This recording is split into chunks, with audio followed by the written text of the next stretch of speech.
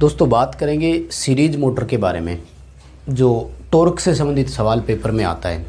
हर exam में सवाल देखने को मिलता है, बहुत इम्पोर्टेंट क्वेश्चन बनते हैं और मैंने आपके सामने लगभग 7 सवाल लिखे हैं। कोशिश करेंगे कि 7 प्रकार के सवाल है ये सीरीज मोटर में। इसके बाद कोई भी आपको डाउट नहीं रहना चाहिए और पेपर में सवाल इसके ज़रूर आते हैं। रिसेंटली यूपीपीसीएल एग्ज़ाम में भी आए, राजस्थान टेक्निकल हेल्पर में भी आए और इससे पहले जितने भी एग्ज़ाम थे उनमें भी आए थे। कोशिश करेंगे सबको एक एक करके हल करने की। एक चीज़ का ध्यान रखना, सीरीज मोटर में जब आपको ये ना बताए ना कि फील्ड असंतृप्त है कि नहीं है, स्टार्टिंग की समय है कि नहीं है, तो हमेशा टॉर्क और आर्मेचर धारा में वर्ग अनुपात वाला ही संबंध मान करके चलना। वर्ग अनुपात मतलब टॉर्क आर्मेचर करंट के वर्ग के समानुपाती है, उसी वाले सिद्धांत को आइए ज़रा अपने बात करते हैं सवाल नंबर 9 से। डीसी सीरीज मोटर 5 एम्पियर धारा पर 100 न्यूटन मीटर का टॉर्क देती है। यदि आर्मेचर धारा घटा करके 2.5 एम्पियर कर दें तो टॉर्क क्या होगा। दोस्तों जब इस तरह का सीधा संबंध आपको मिले ना, करंट आधा, 2 गुना, 4 गुना, 3 गुना, 5 गुना, तो इन सब का वर्ग करके कर दिया करो, उत्तर आ जाता है। देखो हमने क्या किया है, करंट 5 एम्पियर से 2.5 एम्पियर कर दी, मतलब करंट 1/2 हुई ना। आप इस 1/2 का वर्ग करो, कितना बना 1/4, तो उसके मूल टॉर्क का 1/4 टॉर्क अब रह जाएगा। जो 100 न्यूटन मीटर टॉर्क था वो वास्तव में अब कितना बचेगा, 25 न्यूटन मीटर टॉर्क बचेगा। ये आपका उत्तर हो जाना चाहिए। इस तरह के पेपर में क्वेश्चन आ चुके हैं, बहुत इजी है, क्योंकि स्टूडेंट भूल जाता है और वो एक ही लाइन याद रखता है कि डीसी मोटर का टॉर्क आर्मेचर धारा के समानुपाती होता है। लेकिन जब सीरीज मोटर के मामले में आता है तो आपको वर्गानुपात वाला संबंध याद रखना है, बस, और कोई दिक्कत नहीं है। अब देखो सेम सवाल अपन ने 10वें में डाल दिया कि यदि आर्मेचर करंट घटा करके 2.5 करने की बजाय बढ़ा करके 10 एम्पियर कर देता तो क्या होता। राइट, 5 एम्पियर करंट था, हमने 10 एम्पियर कर दिया, करंट कितना बढ़ गया भाई, 2 गुना। हमें इस 2 का वर्ग करना है और 2 का वर्ग जब आप करोगे तो वो आएगा 4, यानी टॉर्क अपने मूल मान का 4 गुना हो जाएगा, बोले तो 400 न्यूटन मीटर हो जाएगा। बताओ 2 सवाल समझ में आए क्या। करना क्या है, सीधा सीधा करंट आधा कर रहे हैं, टॉर्क को 1/4 कर दो, करंट 2 गुना कर रहे हैं, टॉर्क को 4 गुना कर दो। मान लीजिए कि इस करंट को 5 एम्पियर से बढ़ाकर 15 एम्पियर कर देते, कितने गुना करंट बढ़ाया, 3 गुना करंट बढ़ाया। 3 का वर्ग करो, कितना हो गया, 9। टॉर्क को 9 गुना बढ़ा देते, 100 न्यूटन मीटर वाला टॉर्क 900 न्यूटन मीटर हो जाता। ये है आपका सीधा सीधा आंसर इन 2 तरह के सवालों का। अब आ जाओ भाई 11वां और 12वां जो है ना, ये इम्पोर्टेंट सवाल है और इस तरह के प्रश्न जब आएंगे ना तो आपको कंफ्यूज कर सकते हैं। क्या करना है इनमें, देखो ध्यान से। सवाल है कि यदि आर्मेचर करंट में 10% की वृद्धि कर दें तो टॉर्क का क्या होगा। एक चीज़ का तो ध्यान रखना कि धारा के समानुपाती ये वृद्धि हुई है तो टॉर्क में वृद्धि तो होगी, इतना तो कन्फर्म है। इसलिए अगर 2 ऑप्शन कमी के 2 ऑप्शन वृद्धि के हो ना, तो एक तरह से ये समझ लेना कि 50-50 लाइफलाइन ही मिल गई। ऑप्शन तो टॉर्क इंक्रीज वाले की तरफ ही जाएंगे। अब बात ये आती है कि कितना इंक्रीज हुआ, इसके लिए देखो प्रतिशत में जब दिया हुआ होता है ना, तो मान लेना कि पहले जो करंट थी वो 100% थी, अब उसका 10% वृद्धि होकर के हो गया, इसका मतलब अब करंट कितनी हो गई, 110। सीधी सी बात, पहले 100 थी अब 110 हो गई। कुछ भी नहीं करना, चाहो तो दोनों का वर्ग कर दो और नहीं तो दोनों में देखो 1-1 जीरो कट रहा है तो काट दीजिए। इस 10 का वर्ग कर दो, इस 11 का वर्ग कर दो, दोनों का अंतर ही हमारा उत्तर है। दोनों का अंतर ही हमारा उत्तर है। यानी पहले 100 न्यूटन मीटर था, अब 121 न्यूटन मीटर हो गया, बोलें तो 21% की वृद्धि हो गई। बताओ बात समझ में आई क्या। दोबारा सुनो, 10% की वृद्धि करने से टॉर्क में कितनी वृद्धि हुई, 21% की वृद्धि हुई। या फिर यूँ बोल सकते हो कि टॉर्क 121% हो गया, जैसा कि इस बार यूपीपीसीएल में दिया था। ठीक है, यानी अब टॉर्क कितना है, 121% है। या तो 21% इंक्रीज का ऑप्शन हो, जब कमी वृद्धि ना दर्शाता हो, ओवरऑल मान देता है तो फिर 121% हो गया। सीधी सी बात है। अब आ जाओ सेकंड सवाल में, इसी तरह का है कि अगर हम आर्मेचर करंट में 10% की कमी कर दें तो टॉर्क कितना होगा। सवाल तो डीसी सीरीज मोटर का ही है कि एक डीसी सीरीज मोटर के आर्मेचर करंट में यदि 10% की कमी कर दी जाती है तो टॉर्क कितना होगा। तो वही चीज़ आएगी सामने निकल करके कि पहले अपना 100 था, अब 10% की कमी कर दी बोले तो 90 हो गया। तो वही है, दोनों में एक एक जीरो को हटा दीजिए, 10 का वर्ग कर दो और 9 का वर्ग कर दो। 10 का वर्ग कितना आया 100, 9 का वर्ग कितना आया 81। दोनों के बीच में डिफरेंस कितना आ रहा है 19%। इसका मतलब 19% की कमी हो जाएगी अगर हम 10% करंट कम करेंगे तो। अब ध्यान से देखो, यहाँ तो वृद्धि हो रही थी तो 21% हो रही थी, कमी हो रही है तो 19% ही हो रही है। बताओ बात समझ में आई क्या।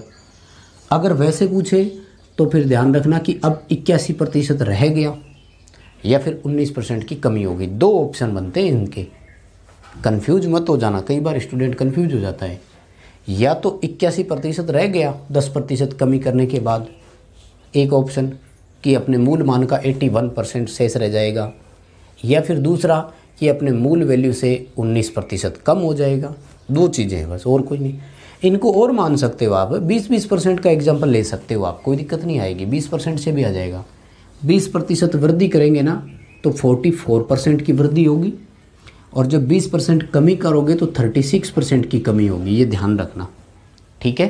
तो इसमें आपके कमी और वृद्धि के दो सवाल हो गए।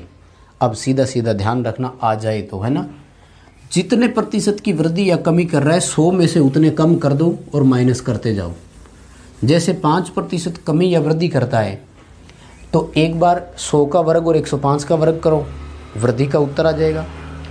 और कमी का करता है तो 100 और 95 का वर्ग करो, जो अंतर आएगा वो 5% कमी का अंतर आ जाएगा, है ना। अब देखो, जैसा कि इस बार यूपीपीसीएल में आया, ये दिया था उन्होंने सवाल, क्या दिया, एक डीसी सीरीज मोटर में आर्मेचर धारा को 10 एम्पियर से बढ़ा करके अगर 12 एम्पियर कर देते हैं तो टॉर्क क्या होगा। और इसमें पूरा दिया हुआ था कि इतना हो जाएगा, ठीक है। तो ऐसे में क्या करना है, 10 एम्पियर करंट दिया हुआ है, 10 का वर्ग कर दो 100 आया। 12 एम्पियर करंट दिया हुआ है, 12 का वर्ग कर दो, उत्तर आएगा 144, है ना। बस, तो यही उत्तर दिया हुआ था कि टॉर्क अपने मूल मान का 144% होगा, ठीक है। उन्होंने तो 10 एम्पियर की जगह 14 एम्पियर दिया था, मतलब 10 एम्पियर से 14 एम्पियर कर देते हैं। तो अगर 14 भी कर देते हैं तो 14 का स्क्वायर कितना होता है 196, अपने मूल मान का कितना हो जाएगा 196%, ठीक है। उम्मीद करूँगा सभी को सवाल समझ आ रहा होगा। अच्छे क्वेश्चन है, इनको ढंग से कर लेना। ये वैसे जेईएन के सवाल पेपर में आते हैं, जेई लेवल के क्वेश्चन है ये।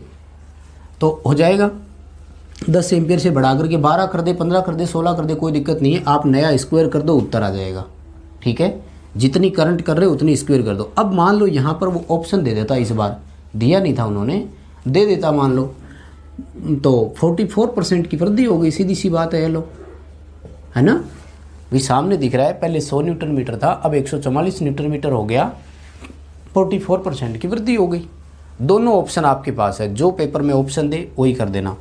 अब इसी में मान लीजिए कि करंट 10 एम्पियर की जगह घटा करके अगर 8 एम्पियर कर देता तो वही है ना, 10 का स्क्वायर तो 100 आएगा और 8 का स्क्वायर कितना आएगा 64। तो अब टॉर्क अपने मूल मान का 64% रह जाएगा। अगर कमी का ऑप्शन दे तो ध्यान रखना 36% कमी हो जाएगी, है ना। भी 64% रह गया या 36% कमी होगी, बात तो एक ही है। पहले प्रतिशत देकर के पूछा था, इस बार वैल्यू देकर के पूछ रहा है, बात एक ही है। यहाँ देखो 20% की वृद्धि हो रही है, यहाँ 20% की कमी हो रही है, चीज़ वही है। अब देखो नीचे जो मैंने 15वें सवाल में दिया, यहाँ पर क्या किया कि आर्मेचर करंट में, डीसी सीरीज मोटर के आर्मेचर करंट में 3/5 भाग कमी कर दे तो टॉर्क कितना होगा। तो बात तो एक ही हो गई ना, इसको वो प्रतिशत दे सकता था। 3/5 का प्रतिशत बनाओ, कितना बनेगा 3/5 × 100 करो, 60% आ रहा है। यानी इनडायरेक्टली वो यूँ बोल रहा है कि यदि आर्मेचर करंट में 60% की कमी कर दें तो बताइए टॉर्क कितना होगा। चीज़ एक ही है, कोई दिक्कत नहीं आएगी, करके देखो। 3/5 भाग की कमी कर रहा है, इसका मतलब करंट अब कितना रह गया 2/5। पहले कितना था, इकाई, ठीक है, तो टॉर्क भी इकाई। 3/5 भाग की कमी कर दी तो अब कितना रह गया, 2/5, ठीक है ना। 2/5 का आप वर्ग कर दो, 2/5 का वर्ग करोगे तो कितना आएगा, 4/25, यानी अपने मूल मान का 4/25 हो जाएगा। 4/25 मान लीजिए कि पहले वाला आपका 100% था, है ना, तो अब 16% रह गया, बस कितना रह गया, मात्र 16% रह गया। अगर पहले 100% टॉर्क था तो अब 16% ही रहा है। अगर कमी देखी जाए तो 84% की कमी हो गई। 60% के हिसाब से निकाल के देखो, 3/5 कम कर देने का मतलब 60% कम कर देना, करके देखो। पहले कितना था, 100, अब कितना है, 60% कमी कर दी तो अब कितना बचा, 40। बस दोनों का एक एक जीरो हट रहा है तो हटा दो। 10 का वर्ग कर दो 100, 4 का वर्ग करो 16, ये लो, पहले 100 था अब कितना रह गया, 16। अगर कमी पूछे तो 100 में से 16 घटा दो, अंतर ही उत्तर है। कितना बन रहा है, 84% की कमी। और अगर ये पूछ रहा है कि अब कितना रह गया तो ये रहा 16%। बस ये बटे में दे रखा है, इसको आप एज ए प्रतिशत मान करके भी कर सकते थे। कुल मिलाकर के सीरीज मोटर के टॉर्क से संबंधित सवाल इतने ही हैं। बताओ बात समझ में आई क्या, कर दोगे क्या? अच्छे सवाल है, कोशिश करना अपनी तरफ से करने के लिए, ठीक है, बस और कोई दिक्कत नहीं है। अब देखो एक और कराते हैं जो दिल्ली मेट्रो 2020 में आया था सीरीज मोटर के बारे में। कितने सवाल हो गए थे, 15 हुए थे आई थिंक, है ना। 16वां सवाल ये पूछा कि एक डीसी सीरीज मोटर में सीरीज फील्ड का प्रतिरोध 0.2 ओम, आर्मेचर का प्रतिरोध 0.1 ओम। ये आंकड़े कुछ भी हो सकते हैं, इन पर मत जाना, हो सकता है आंकड़ा आगे पीछे भी हो, मुझे पूरी तरह से याद नहीं है। मोटर को 230 वोल्ट पर परिचालित करते हैं, ब्रश के सिरों पर बताइए वोल्टेज का मान कितना है। ब्रश टर्मिनल्स पर वोल्टेज पूछी है, ध्यान रखना बैक ईएमएफ नहीं पूछा, मैं बैक ईएमएफ कितना है उस पर भी बात करूंगा। ब्रश के सिरों पर वोल्टेज। अब एक बात बताओ भाई, मान लीजिए ये आर्मेचर है ना, और इस आर्मेचर के साथ सीरीज में यहाँ पर फील्ड वाइंडिंग जुड़ी हुई है, इसको हम सप्लाई दे रहे हैं प्लस और माइनस। इन ब्रशों के टर्मिनल पर कितनी बचेगी आप बता सकते हो ना? सीधी सी बात है, कैसे करेंगे कि इस वोल्टेज में से यहाँ सीरीज वाली ड्रॉप माइनस हो जाएगी, बची हुई वोल्टेज देखो ब्रश के टर्मिनलों पर ही आएगी। इसका मतलब हमें ये करना था कि ब्रश टर्मिनल वोल्टेज जो निकालनी थी वो सप्लाई वोल्टेज में से सीरीज फील्ड की ड्रॉप माइनस करनी थी और कुछ नहीं, राइट। अच्छा, करंट दिया हुआ था, ठीक है ना, मोटर 10 एम्पियर करंट देती है, मान लो 40 लिखा हुआ था उन्होंने तो 40 मान लो, चलो 40 एम्पियर लाइन करंट 230 वोल्ट पर लेती है, दिया हुआ था। अब हम सब जानते हैं कि सीरीज में तो धारा तो बराबर होती है। देखो फिर 230 वोल्ट है, सीरीज का रेजिस्टेंस 0.2 ओम है और 40 एम्पियर की धारा चल रही है, कितना वोल्ट ड्रॉप हुआ, 8 वोल्ट। तो 230 माइनस 8 कर दो, 222 वोल्ट, उत्तर हो जाएगा, वो कोई दिक्कत नहीं है। अगर 0.1 है तो फिर 4 वोल्ट माइनस कर देना, 226 आ जाएगा, ठीक है। वो इस पर डिपेंड है कि यहाँ कितना दिया हुआ है, सीरीज का रेजिस्टेंस कितना दिया हुआ है। ये 222 वोल्ट कहाँ मिली है, आर्मेचर के टर्मिनलों पर। अब मान लो नया सवाल हो पेपर में कि बताओ हमें तो बैक ईएमएफ कितना है, तो बैक ईएमएफ के लिए क्या करना है, सीरीज वाली ड्रॉप तो घटा ही दी 230 में से, आर्मेचर वाली ड्रॉप और घटा दो। 0.1 ओम का रेजिस्टेंस है, 40 एम्पियर की धारा इसमें से भी चलेगी, 4 वोल्ट और माइनस कर दो, 222 माइनस 4 और कर दो, बैक ईएमएफ कितना है, 218 वोल्ट है, ठीक है। सिंपल से सवाल थे, बस यही थे अपने यहाँ तक के सवाल। देखो नए सवाल के बारे में बात करते हैं। अच्छा क्वेश्चन है, ध्यान से समझ लेना, मैंने बोर्ड पे लिखा हुआ है आपके सामने, बहुत कुछ सिखाएगा आपको। सवाल ये कहता है कि एक डीसी मोटर जिसकी आर्मेचर करंट 20 एम्पियर है, 230 वोल्ट सप्लाई से वो संयोजित है, इस समय 1000 आरपीएम पर मोटर घूर्णन करती है। इस समय आर्मेचर का प्रतिरोध 1 ओम है। ये एक शंट मोटर है और इसकी गति नियंत्रित करने के लिए हमें आर्मेचर कंट्रोल मेथड अपनाना है। तो आर्मेचर के सीरीज में हम उस प्रतिरोध मान को कितना सेट करें ताकि नई गति 800 आरपीएम हो जाए। दो चीज़ें निकल कर आई सामने, 1000 आरपीएम से 800 आरपीएम करना है, यानी गति कम करनी है। इसका मतलब मेथड तो आर्मेचर कंट्रोल मेथड ही काम में लेंगे। इसके लिए आर्मेचर के सीरीज में रियोस्टेट लगाते हैं। सवाल ये है कि रियोस्टेट के मान को कहाँ सेट करें ताकि गति 1000 आरपीएम हो जाए। बताओ, बात समझ में आई क्या? कोई दिक्कत नहीं? कैसे करें, सवाल समझ में नहीं आ रहा है ना? ध्यान से चलना। मैंने पहले भी बताया था आपको, न्यूमेरिकल करने के लिए सबसे पहले यही पता करो कि हमसे पूछा क्या गया। हमसे ये पूछा गया है कि सीरीज में आर्मेचर के कितना प्रतिरोध लगाएं। देखो, एक चीज़ का हम पता कर सकते हैं कि जब हम आर्मेचर के सीरीज में प्रतिरोध लगाते हैं तो बैक ईएमएफ में अंतर आता है और बैक ईएमएफ घटता है, जिसकी वजह से गति घटती है, हम जानते हैं। इसका मतलब हमें यही देखना है कि बैक ईएमएफ में अंतर कितना आया।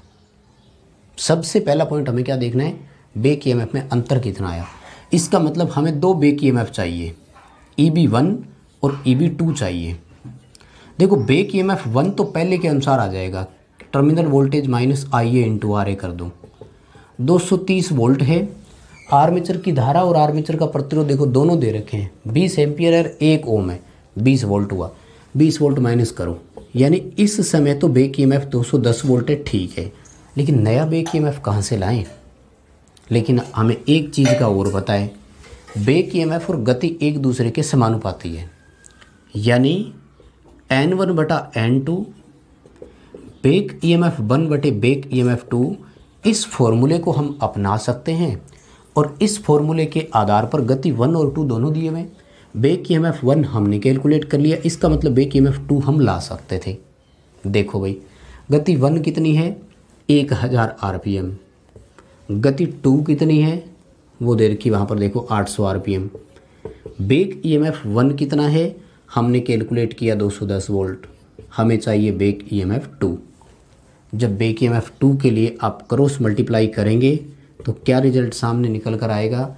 रिजल्ट सामने निकल कर आएगा कि 800 इंटू 210 बटे 1000।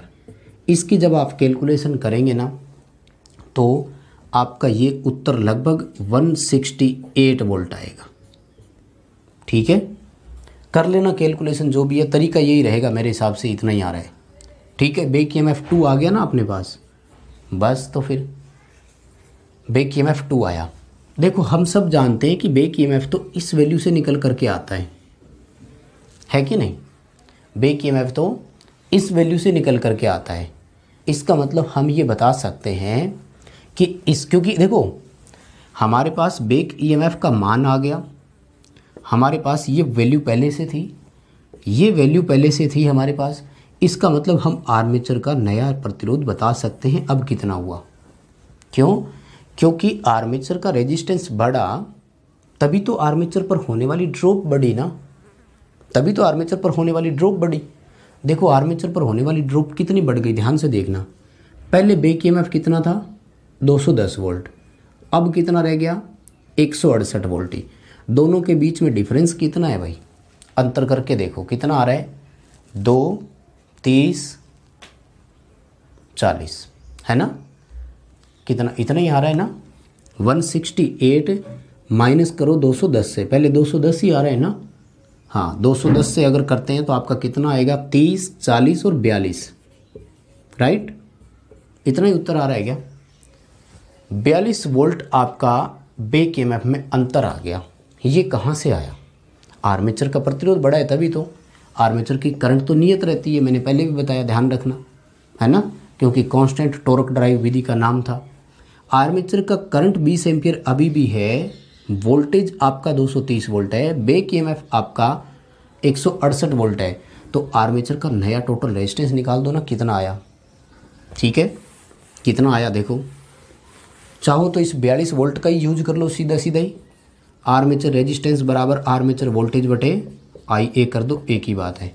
देखो, 42 वोल्ट आर्मेचर पर अब ड्रॉप हो रहा है, ठीक है। और अगर आर्मेचर करंट के हिसाब से आप देखते हैं तो वो आया आपका 20 एम्पियर, ठीक है। इस 20 का इसमें भाग दे दो, लगभग कितना आएगा, 2.1 ओम। बस यही उत्तर है आपका। अब जो आर्मेचर के सीरीज में लगा है, टोटल रेजिस्टेंस नहीं है, ये ध्यान से देखना, मैं दोबारा बताऊं कैसे। हमने अंतर देखा है, ना कि हमने टोटल देखा है, ठीक है ना। हमने दोनों का डिफरेंस कर लिया। 42 वोल्ट जो डिफरेंस आया वो किसकी वजह से आया है? डिफरेंस वाले प्रतिरोध की वजह से ही आया है। तो डिफरेंस वाला जो रेजिस्टेंस है वो कितना है? 2.1 ओम। आर्मेचर का टोटल रेजिस्टेंस इस समय कितना है? 3.1 है, क्योंकि 1 ओम तो पहले से था ही, तभी तो उस पर ड्रॉप बढ़ गया ना, तभी तो उस पर ड्रॉप बढ़ गया पहले की अपेक्षा। बस तो फिर ये उत्तर है आपका। आर्मेचर के सीरीज में लगने वाले प्रतिरोध का मान कितना है? 2.1 ओम है। बस इतना ही ध्यान रखो। देखो आप इसको एक नए तरीके से भी कर सकते हो या फिर इस वैल्यू के हिसाब से कर सकते हो जो मैं पहले भी आपको बता रहा था। बस फ़र्क इतना सा होगा कि जब आप इस फॉर्मूले से करोगे ना तो आपके पास आर्मेचर का टोटल प्रतिरोध आएगा जिसमें सीरीज में ये जुड़ा हुआ होगा। ठीक है, तो एक बार इस वाले को छोड़ दो, यहाँ से दोबारा आओ। अगर आप बैक ईएमएफ वाले के अकॉर्डिंग देखते हैं तो अपना बैक ईएमएफ 2 मान कर चलेंगे ना, तो अगर अपन इस समय IA इंटू RA की बात करें तो वो अपना V माइनस EB होता है, और RA जब आप निकालोगे तो क्या करना है? IA का भाग देना है। इस फॉर्मूले से भी अगर करोगे, लेकिन इस बार टोटल प्रतिरोध आएगा, फिर उसमें से 1 ओम आपको माइनस करना पड़ेगा, तब आपको उसके सीरीज वाले की वैल्यू पता लगेगी जो हमें यहाँ डायरेक्ट पता लगी। हमने वहाँ पर माइनस कर दिया, बात तो एक ही है भाई। हमने बैक ईएमएफ का अंतर देख लिया, जबकि यहाँ से आप टोटल रेजिस्टेंस निकाल करके बाद में रेजिस्टेंस का अंतर करोगे, बात एक ही है। देखो V 230 वोल्ट है, बैक ईएमएफ 168 वोल्ट है। ठीक है, आर्मेचर धारा 20 एम्पियर है, वो अभी भी इतनी रहेगी, बस और कोई दिक्कत नहीं है। देखो इन दोनों के बीच के जो डिफरेंस आ रहा है वो लगभग आपका 62 आ रहा है। 62 में जब आप 20 से भाग करेंगे तो उत्तर आएगा लगभग 3.1 ओम। तो ये जो 3.1 ओम रेजिस्टेंस आया है ये टोटल रेजिस्टेंस आया है। इसमें 1 ओम आपके आर्मेचर वाला पहले से जुड़ा हुआ था, तो अगर आपको सीरीज रेजिस्टेंस की वैल्यू पता करनी है तो इस टोटल रेजिस्टेंस में से आर्मेचर वाला रेजिस्टेंस जो पहले वाला है वो माइनस करना पड़ेगा, तब उत्तर आएगा। 3.1 ओम टोटल है, उसमें से 1 ओम पहले से था, इसका मतलब नया प्रतिरोध कितने का है? 2.1 का, यहीं कर दिया। तो इस फॉर्मूले में वैल्यू रखने के बजाय इसी में करना। कैसे करोगे? दोबारा सुनो। क्या करना है कि सबसे पहले 2 बैक ईएमएफ निकाल दो, दोनों का अंतर देख लो और इस अंतर में आर्मेचर धारा का भाग दे दो, आपका सीधा प्रतिरोध आ जाएगा। बस कुछ ही नहीं करना। क्या करोगे? 2 बैक ईएमएफ निकाल दो, दोनों का अंतर है, उसमें आर्मेचर धारा का भाग दो, वही आपका नया प्रतिरोध है। बस कुल मिलाकर के इसमें तो इतना ही ध्यान रखना। चलो भाई एक और सवाल देखो जो लास्ट अपना है, इतने इसमें होंगे फिर बहुत है। 18वां सवाल क्या कहते हैं कि 220 वोल्ट की DC शंट मोटर है जो अभी 500 RPM पर रोटेट करती है।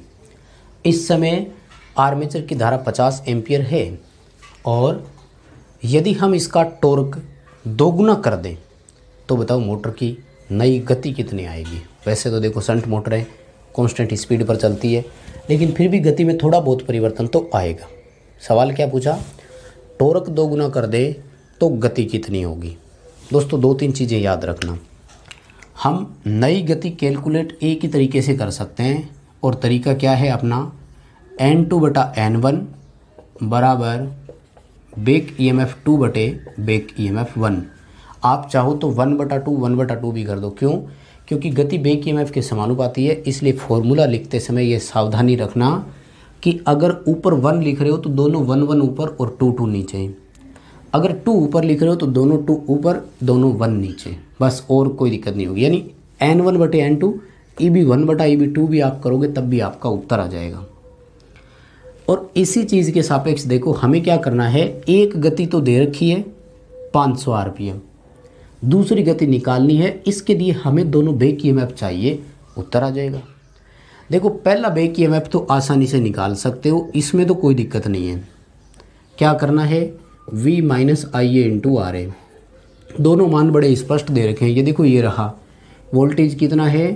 220 वोल्ट है ना। आर्मेचर की करंट रेजिस्टेंस दोनों दे रखे हैं, वो देखो है ना।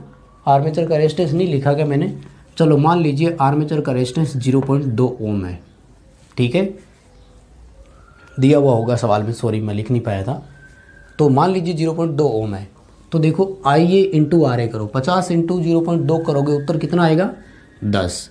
ये 10 वोल्ट इसमें से माइनस कर दो, 210 वोल्ट क्या आ गया?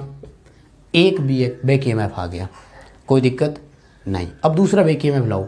दूसरा बैक ईएमएफ लाने के लिए हमें देखना तो पड़ेगा कि परिवर्तन किस कारक में हुआ। तो उस लाइन को याद करो, क्या कर रहा है वो, टॉर्क को दोगुना कर रहा है। ध्यान से समझिएगा, डीसी मोटर में टॉर्क आर्मेचर धारा के समानुपाती है। वैसे भी देखो शंट मोटर है तो फील्ड का फ्लक्स तो नियत है, इसलिए टॉर्क और फ्लक्स वाला संबंध तो भूल जाओ, एक ही याद रखो। कौन सा, कि टॉर्क आर्मेचर धारा के समानुपाती है। हमें ये कहा गया है कि टॉर्क दोगुना कर दिया, इसका मतलब सीधा सा है कि आर्मेचर करंट भी तो दोगुना हुआ है, क्योंकि आर्मेचर करंट जब दोगुना हुआ तभी तो टॉर्क दोगुना होगा ना, क्योंकि फ्लक्स तो इसका नियत है पहले से। इसका मतलब आर्मेचर करंट नई जो आई वो कितनी हो गई, दोगुनी हो गई। पहले वाली कितनी थी, 50 एम्पियर थी, तो अब नई करंट कितनी है, 100 एम्पियर। बताओ ये बात समझ में आई क्या। ये आपको ध्यान रखना पड़ेगा, ध्यान रखना होगा कि टॉर्क आर्मेचर धारा के सीधे समानुपाती है। फॉर्मूला क्या बनता है, टॉर्क 1/टॉर्क 2, आर्मेचर करंट 1/आर्मेचर करंट 2। दोगुना कर रहा है तो इसका अनुपात आपका क्या हो गया, 1/2। इसका अनुपात देख लो, आप निकाल देना, अपने आप उत्तर आ जाएगा। ठीक है भाई, ये 1 है तो ये 2 है, तो ये आपकी 50 है तो ये 100 हो गई, सीधी सी बात है ना। करंट आपका नया कितना बना, 100 एम्पियर। अब जब नया करंट आ गया तो नया बैक ईएमएफ निकाल दो। क्या करना है, 220 minus IA into RA। IA कितना है, 100 एम्पियर, RA कितना है, 2। उत्तर कितना आएगा, 20 वोल्ट। माइनस करोगे तो कितना बचेगा, 200 वोल्ट। बताओ बात समझ में आई क्या। देखो N1 दिया हुआ था 500 RPM, EB2 200 volt, EB1 210 volt. तो बताओ N2 निकाल सकते हैं कि नहीं, आ जाएगा ना। अच्छा सवाल है, आ सकता है पेपर में, कर लेना ज़रूर। देखो N2 कैलकुलेट करना है, N1 की जगह 500 RPM, बैक ईएमएफ 2 आया था 200, बैक ईएमएफ 1 है 210। कैलकुलेशन करेंगे तो कितना आएगा, N2 बराबर 500 इंटू 200/210, है ना। कर लेना मिलान, आपका लगभग मेरे हिसाब से आंसर आपका 476 RPM के आसपास आएगा। ठीक है, यह है आपका उत्तर गति नंबर 2 का।